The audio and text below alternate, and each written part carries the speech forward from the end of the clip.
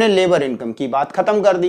Labour income के बाद दूसरी इनकम भी होती है भाई। कौन कौन सी? हमारे पास रिसोर्स थे, कौन से? हमारे पास लैंड था, हमारे पास कैपिटल था, एंटरप्रेन्योरशिप थी। अच्छा जी, उनको क्या मिलेगा? उसको बोलते हैं प्रॉपर्टी इनकम। उसे इधर लेबर इनकम, उधर प्रॉपर्टी इनकम। तो प्रॉपर्टी इनकम में पहला पार्ट कौन सा? पहला पार्ट है आपका लैंड। लैंड को क्या मिलता है? रेंट। लैंड को क्या मिलेगा बेटा? रेंट, किराया या लगान बोला जाता है। ठीक है। अब दूसरा पार्ट क्या मिलता है? अगर आपने कैपिटल लगाई है, उस पर, कैपिटल मतलब आपने धन लगाया है, पैसा लगाया है, संपत्ति लगाई है, उस पर आपको क्या मिलेगा बेटा? ब्याज, इंटरेस्ट मिलेगा। तो आपको दो चीजें क्लियर हो गई। लैंड पे क्या मिलेगा आपको? रेंट। ठीक है। इंटरेस्ट किस पे मिलेगा? कैपिटल पे। तीसरी चीज क्या हुई बेटा? आपका एंटरप्रेन्योरशिप। एंटरप्रेन्योरशिप यानी कि मालिक। मालिक को क्या मिलता है? आप सबको पता है, प्रॉफिट। अगर हमारी कंपनी पार्टनरशिप वाली है, हम इंडिविजुअल मालिक नहीं है, उस सिचुएशन में हमारे प्रॉफिट के 3 पार्ट्स होते हैं। याद रखना, कितने पार्ट्स? 3। पहला पार्ट क्या? नंबर 1 क्या होता है बेटा? डिविडेंड। दूसरा कॉर्पोरेट टैक्स। तीसरा अनडिस्ट्रीब्यूटेड प्रॉफिट, इसे सेविंग भी बोलते हैं। ठीक है, कॉर्पोरेट सेविंग होती है। अब क्या होता है? सबसे पहली बात ये समझने वाली है, कॉर्पोरेट टैक्स क्या? जो गवर्नमेंट को हमने टैक्स दे दिया, ये डायरेक्ट टैक्स होता है। दूसरी बात डिविडेंड क्या? जितने भी शेयर होल्डर थे उनको हमने प्रॉफिट का पार्ट दे दिया, डिविडेंड हो गया, लाभांश हो गया। तीसरा पार्ट क्या हो गया? Undistributed profit. कभी बुरा वक्त हमारा आएगा तो उस प्रॉफिट को यूज कंपनी कर सकती है, इसीलिए हम प्रॉफिट के 3 टुकड़े कर देते हैं उस सिचुएशन में जब हमारी कंपनी पार्टनरशिप वाली होती है। तो आपने समझा, अगर प्रॉफिट डायरेक्ट दिया है तो कोई दिक्कत नहीं, कोई टेंशन नहीं। अगर नहीं दिया है तो उसके हम क्या देखेंगे? कंपोनेंट। पहला कंपोनेंट क्या है बेटा आपका? Corporate tax. दूसरा कंपोनेंट क्या है बेटा आपके पास? Undistributed profit. और तीसरा क्या है बेटा आपका? डिविडेंड। जब इन तीनों को जोड़ देंगे तो प्रॉफिट आ जाएगा। और बेटा एक लास्ट मेन इंपॉर्टेंट है, ये भी बेटा बहुत कम दिया जाता है एग्जाम में, रॉयल्टी। अब रॉयल्टी क्या है बेटा? ख्याति, गुडविल। अगर मार्केट में किसी कंपनी की बहुत ज्यादा ख्याति हो चुकी है तो उस ख्याति के बदले में, गुडविल के बदले में उसको कुछ एक्स्ट्रा अमाउंट मिलता है दूसरों के कंपेयरिंग में, वो उसकी रॉयल्टी होती है।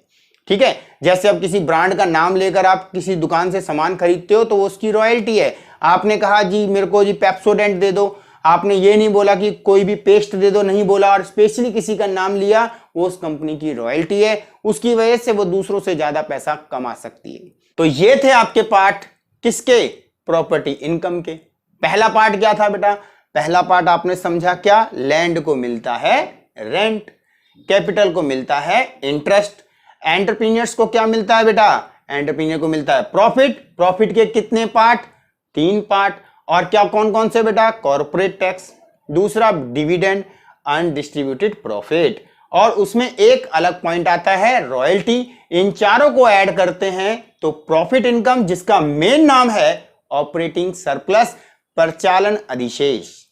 ठीक है, एक बार हिंदी वालों को क्लियर कर दूं, ब्याज, ठीक है, किराया, लाभ और साथ में रॉयल्टी, इन चारों को जोड़कर बनता है परिचालन अधिशेष, ऑपरेटिंग सरप्लस। तो आपने बहुत प्यार से वीडियो को देखते हुए इस कंसेप्ट को क्लियर कर लिया होगा कि हमारे पास पहला रिसोर्स लेबर पार्ट बांट दिया गया। लेबर को क्या मिलता है? Compensation of employ. दूसरे को क्या मिलता है? Operating surplus. अब क्या कोई तीसरा भी है? हां, अगर कोई पर्सन लेबर का काम खुद कर रहा है, कैपिटल खुद लगा रहा है, ठीक है, लैंड भी उसकी है, उस सिचुएशन में हम ये कैसे डिसाइड करेंगे कि उसका कंपनसेशन कितना है और ओएस कितना है, ऑपरेटिंग सरप्लस कितना है? ऐसी सिचुएशन में कंफ्यूजन ना हो, इसके लिए उसकी इनकम को बोला जाता है मिक्स्ड इनकम। हम कोचिंग में पढ़ाते हैं, हमारी इनकम मिक्स्ड इनकम में काउंट हो रही है। क्यों? प्रॉपर्टी मेरी है, एसेट्स मेरा है, मेरी लेबर लग रही है, ठीक है। इस सिचुएशन के अंदर जो मुझे मिल रहा है वो क्या है बेटा? वो मिक्स्ड इनकम है। इसी प्रकार से शॉपकीपर को जो पैसा मिलता है वो भी क्या है बेटा? वो भी मिक्स्ड इनकम है। तो आप लोगों ने ये क्लियरली समझ लिया होगा कि हमारे पास 3 कंपोनेंट सामने आए। पहला, लेबर को क्या मिला? Compensation of employ. ठीक है, बाकी रिसोर्सेज को क्या मिला, ऑपरेटिंग सरप्लस। और तीसरा क्या बना, जब दोनों को अलग ना कर पाए, डिवाइड ना कर पाए, तो उसे बोलते हैं मिक्स्ड इनकम। तो बेटा ये तीन आपके सामने है, और अगर इन तीनों को जोड़ दें तो क्या बनेगा। अब ये चीज मेन समझने वाली है, तीनों बहुत डीपली समझाए मैंने बेटा आपको। अगर वीडियो अच्छी लगे लाइक जरूर करना, सब्सक्राइब जरूर करना। तो अब तीनों में क्या खास बात है, ये समझने वाली बात है। अब इन तीनों को हम जोड़ देते हैं, जोड़ने के बाद COE plus OS plus mixed income, इन तीनों को हमने जोड़ दिया। जोड़ने के बाद जो आता है उसे कहते हैं NDPFC, net domestic product at factor cost, जो कि एक देश की डोमेस्टिक इनकम होती है। तो आपने कितने प्यार से समझ लिया, क्या सिर्फ 3 वर्ड जोड़ने होते हैं, इनको याद रखना आपने, कौन सा, सीओई, ओएस एंड मिक्स्ड। इनको जोड़ दो, और ये कैसे आते हैं वो आपने पूरी वीडियो में ध्यान से देखा, नहीं देखा, स्किप किया है, बेईमानी करी अपने आप से, तो एक बार दोबारा जरूर देखो, ठीक है।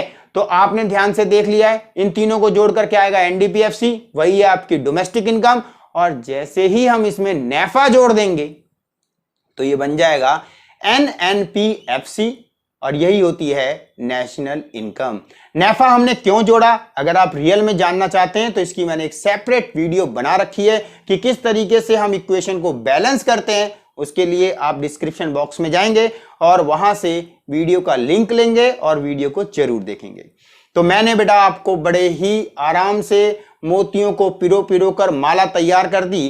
पहला मोती सीओई, ठीक है, दूसरा मोती आपका था कौन बेटा, आपका ओएस, तीसरा क्या था बेटा, मिक्स्ड इनकम। तीनों को जोड़ दिया, क्या बन गया, एनडीपीएफसी। उसमें क्या जोड़ना है, नेफा। नेफा कैसे आता है, फीफा माइनस फीटा। इसको जानने के लिए डिस्क्रिप्शन, और उसके बाद प्लस प्लस करते के साथ क्या आ गया, एनएनपीएफसी, जो है आपकी नेशनल इनकम, जिसके लिए आपने इस वीडियो को देखा है, ठीक है। अगर वीडियो पसंद आई हो तो प्लीज लाइक कीजिए, सब्सक्राइब कीजिए, बेल आइकन को भी दबाइएगा, और सजेशन भी दीजिएगा, क्या रियल में आपको ये वीडियो लंबी लगती है। अगर ऐसा है तो मैं कोशिश करूंगा कि भैया इसके भी पार्ट्स बना दूं, ताकि आपको बोर ना होने दूं। यही मेरा मकसद है, यही मेरी खुशी है।